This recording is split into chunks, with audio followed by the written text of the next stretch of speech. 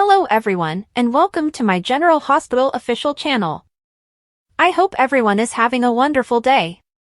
Before we begin, please hit the subscribe button and give this video a thumbs up. Today on General Hospital, Sam gets secondary testing, Portia questions Isaiah and Elizabeth, Tracy admonishes Sasha, Felicia catches Holly up, and Brennan warns Jason and Anna. In Terry's office, Sam reels upon finding she's a match for Lulu. If only she'd been tested sooner. Terry tells her the fact that she's here now is amazing. Now, she needs to decide if she'll go through with the secondary screening to determine if she can give. Sam easily agrees to it but doesn't want to tell Dante until she's sure the transplant is a go. After Lulu is stable at the hospital, Portia needs a word with Liz and Isaiah.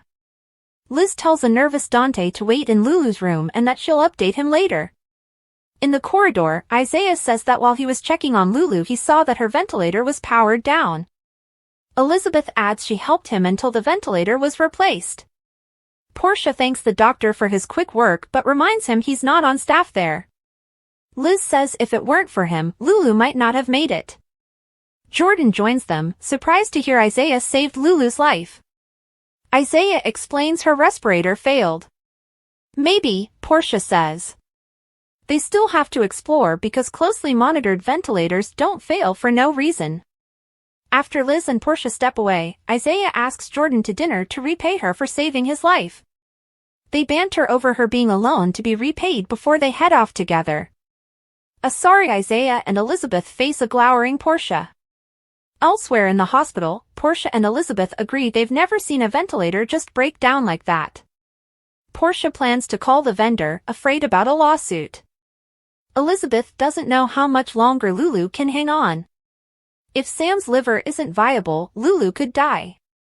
After summoning Jason to Anna's office, Brennan comes. He tells them they sent a team to Sidwell's compound after the drone strike, but his body wasn't among the casualties. Plus, the pilot he hired to get them out of Africa has been killed. His plane was ransacked and torn apart, leading him to ask if either of them brought back a souvenir from their trips. They promise him they had no time to pick up knickknacks. He asks about Lucky and Holly. They rule out Lucky but can't answer for Holly's every movement. He urges they keep their eyes open because Sidwell will take down anyone who gets in his way. Sitting across from Felicia at the grill, Holly raises her face in surprise. Felicia meets Holly at the bistro as the latter admires Sasha and Cody's Deception magazine ad. Felicia fills her in on Cody being Mac's son and that Sasha is his lover. Holly's brows raise as she anxiously asks more questions about Cody, especially if he's pulling a con on Mac. Felicia is sure he's a Scorpio. Hurrah, Holly says, wincing. You can never have too many of them. She nervously sips her drink.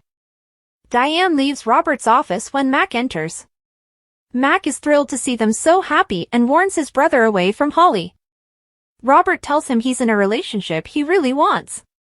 Mac is happy to hear he's moved on, but he doesn't trust Holly.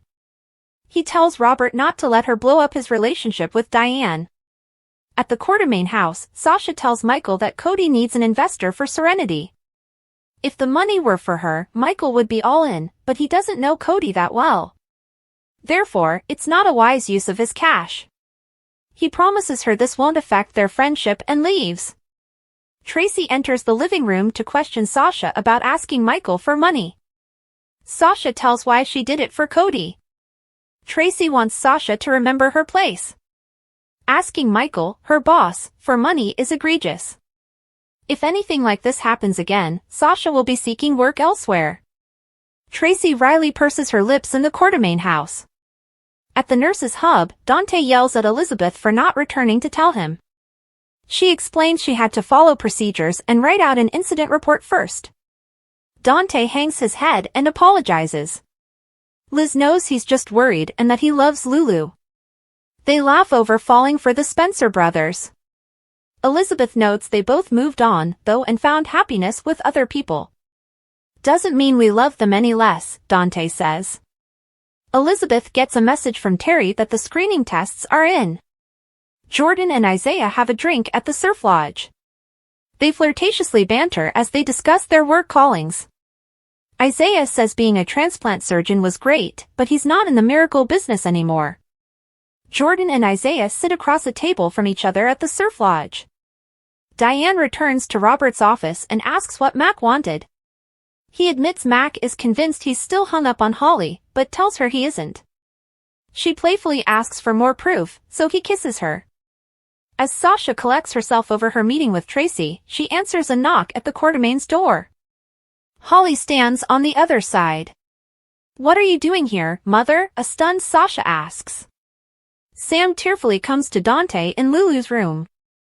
"It's me. I'm the match. I can save Lulu." Sasha gapes in the Quartermain house doorway. Next on General Hospital, Cody doesn't want to be part of a pattern with Tracy. Holly wants to help Sasha avoid disaster. Dante and Sam share news about Lulu by the kids, and Christina says someone will pay for what they've done. Anna tried to get Sunny in the interrogation room before she reviewed the evidence with Marty, but Sunny insisted on listening. Anna finally admitted that someone had anonymously left a gun at the station, and they thought it was the one Alexis had. She explained that it was registered to Sunny, and ballistics had proven that the gun hadn't killed Agent Cates. At that point, Sunny decided he was not about to tell the police anything about his lifetime of crimes. The FBI prosecutor didn't want to let Alexis off so quickly, but Marty said he was making a motion to have the charges against Alexis dropped. After the brouhaha finished with Sunny and the lawyers, Anna sat down to talk with Dante. She asked what would have happened if the lawyers had not come. "I kinda got the feeling that you were going to tell Sunny about the gun," Anna said. Dante admitted that the thought had crossed his mind.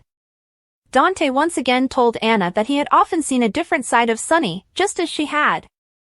Dante then opened up to Anna regarding how he'd been feeling about Lulu. He didn't want to have to tell Rocco that his grandfather might go to jail. Anna knew why Dante wanted to take a leave of absence. She regretted not being there for Robin during Robin's teenage years, and she wanted Dante to be there for Rocco. In the Pentonville visiting area, Alexis did her best to get Christina to stop blaming herself for the legal mess that Christina's parents were in. Alexis reminded Christina that Sunny had caused the situation by killing John Cates. "Your father got us into this, and he's the one who has to get us out," Alexis said.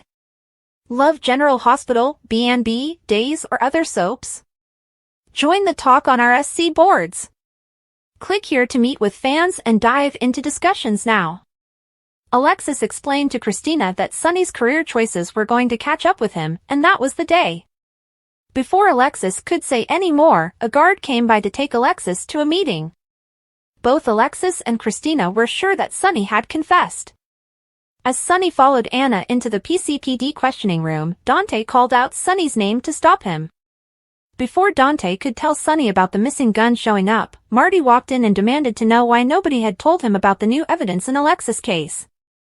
General Hospital spoilers for the week of October 21st to 25th show that Ned Quartermain looks like he's going to get what he wants. To find the proof of cheating that Ned wants, he hired Elaine to use her skills as a private investigator. Since Drew Quartermain can't seem to follow Willow Corinthos' wishes to stay away from her, they may end up surrendering to temptation once again. If Willow and Drew get caught up in their feelings for each other, Elaine might be able to take some pictures. Finally, Elaine should give Ned proof that Drew has done something wrong with Michael Corinthos' wife. This will give Ned the power and blackmail material he needs. Sam McCall and Alexis Davis across town look ready to step in if Christina Corinthos Davis and Molly Lansing Davis fight gets out of hand. She might say it's a sign of second chances and push Molly to make things right with Christina since Sam is getting ready to be Lulu Spencer's liver donor. It's possible that this is Sam's last wish before she leaves. Whatever the case, Sam's going to face a grim ending soon, so Christina and Molly are going to need each other to lean on. Let's hope these sisters can eventually stop the blame game and be there for each other when the time comes. Lucky Spencer will keep hoping that Sam can help Lulu. Lucky couldn't save his sister, but he will hold on to the hope that Lulu can get through this with Sam's help. We should also talk about Hamilton Finn's release from rehab and what that means for Violet Finn. Brooklyn Quartermain seems upset over the idea of giving Violet back to Finn, but will she really have to? If Finn faces a car accident or some other twist of fate, it could leave Violet in Brooklyn and Harrison Chase's care forever. Considering the timing of all this, Finn's possible crash could affect Sam if her own vehicle is involved. Regardless, our GH predictions hint that some big twists are in the works, so we'll bring you updates on any Finn news and Sam shockers to come. Next, Steven Weber will return to Port Charles on October 24th, so look for him to reunite with his mother, Heather Weber, Ali Mills, along with some other old faces. General Hospital spoilers reveal that everyone's been focused on trying to keep Lulu Spencer alive since her liver is in such bad shape. All anyone can really think about right now is the fact that Lulu badly needs a liver donation to survive. Sam McCall is a match and will move forward with additional testing to decide her donor eligibility soon. Lulu will have a chance to live thanks to Sam, but that still doesn't solve a big problem. It's great that Lulu will pull through, but it doesn't change the fact that she's been stuck in a coma for years. Lulu hasn't been able to watch her children grow up or interact with her loved ones all this time, so she's been living in a state of limbo. However, Cyrus Renaud recently dropped a hint about something that might be in the works for Lulu.